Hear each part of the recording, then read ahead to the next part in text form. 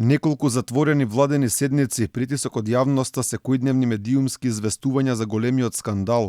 Сето ова беше потребно за владата, подури речиси еден месец, конечно да одлучи да му го одземе државјанството на Александар Онишченко, човек баран со потерница за криминал од над 100 милиони евра во својата Украина, кој се наоѓа на црниот список на САД.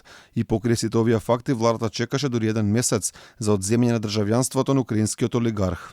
Владата го задолжи Министерството за внатрешни работи да постапи веднаш по донесената одлука за поништување на одлуката за прием на Онишченко во државјанство на Република Македонија. Иако за профилот на Онишченко можеме да дознаеме со само едно вкуцување на Google, владата очигледно не го направила тоа, па тој доби македонски пасош, откако беше објавен скандалот.